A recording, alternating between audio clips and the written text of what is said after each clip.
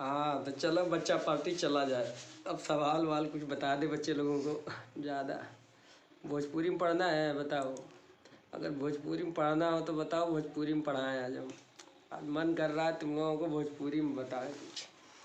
तो देखा जाए भैया लोग, आज हम जाते हैं तहजना खातिर फिजिक्स के अनसॉल्व पेपर के सॉल्यूशन बतावे। और ये पूरा हिंदी में बा। थोड़ा थोड़ा कहीं हमरो दिक्कत हुई तो दिक्कत के थोड़ा इग्नोर करिए जा भैया लोग। बतावे के तो हम बतैबे करब कि कैसे कैसे करे के बैग रखे। चलो जा शुरू करत हइयो। शुरू कर दिया जाए ना हो। का हो बताओ, शुरू किया जाए कि ना किया जाए? चलो भोजपुरी में शुरुआत कैले बनी भैया, आशीर्वाद आशीर्वाद बना के रखिए जा। चलो स्टार्ट कर रहे हैं। देखो बच्चों, तो चलो बातें तो होती रहेंगी आप लोगों से हमारी। तो ये हमारे सामने एक अनसॉल्व पेपर है और इस अनसॉल्व पेपर को आज हम लोग सोल्व करेंगे। अब देख रहे हो इंटरमीडिएट का है ये।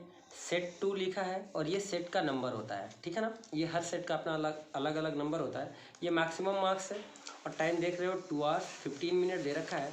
और ये नोट में दे रखा है कि 15 मिनट परीक्षार्थियों को प्रश्न पत्र पढ़ने के लिए अलग से निर्धारित किया गया है। किया जाए, क्या करना। अब हम लोग चलते हैं। सबसे पहले कुछ क्वेश्चंस हैं हमारे सामने। क्वेश्चन नंबर, ए प्रभु आ जाइए, आ गए। तो देखो बच्चों, सबसे पहले क्वेश्चन पे अपन लोग चलते हैं। आप लोग ध्यान देना, ये हमारे सामने क्वेश्चन है। लिखा है कि एक आवेश निकाय में, देखो आवेश निकाय को अपन लोग सिस्टम बोलते हैं अंग्रेजी में। निकाय को क्या बोलते हैं? सिस्टम। और आवेश को क्या बोलते हैं? चार्ज बोलते हैं, ठीक है ना। तो हमारे पास एक चार्ज का सिस्टम है जिसमें 2 चार्जेज हैं, एक है Q1 और दूसरा है Q2। कुछ दूरी पर है एक अन्य आवेश Q3 इस निकाय के निकट लाया जाता है। तो Q1 द्वारा आवेश Q2 पर लगने वाला बल यह परिवर्तित रहेगा। कि अगर इस चीज़ को आप ऐसे समझो कि एक चार्ज ये है Q1, एक चार्ज ये है Q2, एक चार्ज ये है Q3, ये कहीं दूर से यहाँ लाया गया है। तो इनके बीच में जो भी फोर्स लग रहा होगा उनको ये Q3 इफेक्ट नहीं कर सकता। ऐसा नहीं Q1 और Q2 के बीच में सपोज दैट 10 न्यूटन का फोर्स लग रहा है तो Q3 को पास में लाने से ये 10 न्यूटन की वैल्यू चेंज हो जाएगी, नहीं होती है, ठीक है। ये बात आपको ध्यान रखना है। यानी कि अपरिवर्तित रहेगा, इसका सही आंसर है अपरिवर्तित रहेगा। अगले क्वेश्चन की तरफ अब हम लोग बढ़ते हैं।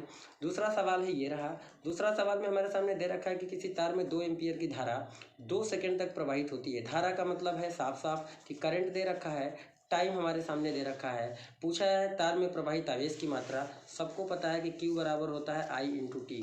मल्टीप्लाई कर लो भैया, मल्टीप्लाई करने के बाद आपको 4 कूलम आंसर आ जाएगा। अब चलते हैं अगले सवाल की तरफ। यह है तीसरा। लिखा है विद्युत चुंबकीय तरंगें उत्पन्न नहीं होती हैं। विद्युत चुंबकीय तरंगों को अंग्रेजी में कहते हैं इलेक्ट्रोमैग्नेटिक वेव, ठीक है। कि इलेक्ट्रोमैग्नेटिक वेव प्रोड्यूस नहीं होती है, उत्पन्न नहीं होती है। ये लिखा है स्टैटिक चार्ज, यानी स्थिर आवेश का मतलब स्टैटिक चार्ज, त्वरित चार्ज, अवमंदित आवेश, एक समान वृत्तीय गति करते हुए आवेश द्वारा। तो इसमें बेटा जो उत्पन्न नहीं करती है वो स्टैटिक चार्ज इलेक्ट्रिक फील्ड केवल प्रोड्यूस करता है, मैग्नेटिक फील्ड प्रोड्यूस नहीं करता है। इसलिए इलेक्ट्रोमैग्नेटिक वेव स्टैटिक चार्ज जो है प्रोड्यूस नहीं करेगा। तो इसका सही आंसर हमारा पहला है। अगले सवाल की तरफ चलते हैं।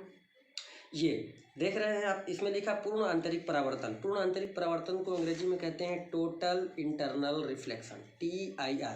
टोटल इंटरनल रिफ्लेक्शन संभव नहीं है, यानी पॉसिबल नहीं है। आप ध्यान दें कि TIR के लिए 2 कंडीशन होती है। पहली कंडीशन की रे को ट्रेवल करना चाहिए डेंसर मीडियम से रेयरर मीडियम की तरफ। दूसरी कंडीशन होती है कि angle of incidence must be greater than critical angle, यानी आपतन कोण का मान क्रांतिक कोण से बड़ा होना चाहिए। तो 2 चीज़ें हम लोगों को पता चला कि TIR के लिए ये 2 चीज़ें होनी ही चाहिए, कंपलसरी ही, ये बेसिक है। तो यानी कि डेंसर से रेयर में जाना चाहिए रे को। तो यहाँ देखो लिखा है वायु से जल में। अब वायु तो भाई रेयरर है और ये डेंसर है, तो रेयर से डेंसर में जा रहा है। तो यही हमारा सही है कि ये नहीं होना चाहिए, कि पूर्ण आंतरिक परावर्तन संभव नहीं है। कब? जब हमारी रे वायु से जल में जाए। तो यही इसका सही मतलब ऑप्शन करेक्ट है। बाकी तो ये देखो, ये डेंसर मीडियम है, ये रेरर मीडियम है, यानी डेंसर से रेरर में रे जा रही है। यहाँ कांच है यानी कि ग्लास है, ये भी डेंसर है। ये वाटर है, ये रेरर है कांच के रिस्पेक्ट में। तो यहाँ मतलब तीनों ऑप्शन यानी सेकेंड, थर्ड और फोर्थ जो है ये कंडीशन को फुलफिल कर रहे हैं डेंसर टू रेयरर वाले को। और इसमें बोला गया है कि संभव नहीं है। तो कब संभव नहीं होगा? जब वायु से जल में प्रकाश जाएगी। अगले सवाल की तरफ बढ़ते हैं। परावर्तक दूरदर्शी में अभिदृश्यक होता है। सबसे पहले मैं बच्चों को ये बता देना चाहता हूँ कि परावर्तक क्या है। देखो मेरे प्यारे बच्चों, परावर्तक दूरदर्शी का मतलब है रिफ्लेक्टिंग टाइप टेलीस्कोप। कौन सा टाइप टेलीस्कोप?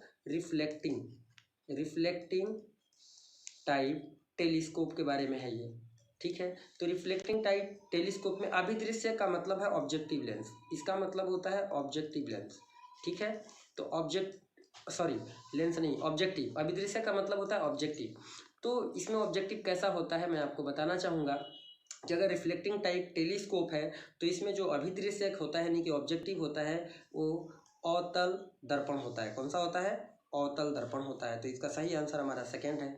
अब हम आगे बढ़ते हैं नेक्स्ट क्वेश्चन की तरफ। नेक्स्ट क्वेश्चन हमारे सामने ये है, कि किसी धातु सतह से प्रकाश उत्सर्जन करने वाले विकिरण की, सवाल में लिखा है धातु, धातु का मतलब होता है मेटल, धातु का क्या मतलब होता है? मेटल।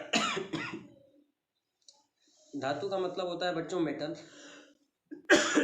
माफ करना। प्रकाश वैद्युत उत्सर्जन करने वाले यानी फोटो इलेक्ट्रिक रेडिएशन के लिए, रेडिएशन ये विकिरण है, फोटो इलेक्ट्रिक रेडिएशन के लिए आवृत्ति में वृद्धि करने पर, आवृत्ति का मतलब होता है बच्चों फ्रीक्वेंसी, आवृत्ति का मतलब होता है फ्रीक्वेंसी में वृद्धि करने पर यानी इंक्रीज करने पर क्या होता है। तो साफ साफ मैं आपको बता दूं कि अगर आप फोटो इलेक्ट्रिक इफेक्ट पढ़ रहे हो तो थ्योरी में हम लोग पढ़ाते हैं आप लोगों को कि अगर जो इंसिडेंट रेडिएशन है ये कोई मेटल है और ये हमारी इंसिडेंट रेडिएशन है, इस पर हमारी ये इंसिडेंट रेडिएशन आ रही है, ठीक है ना।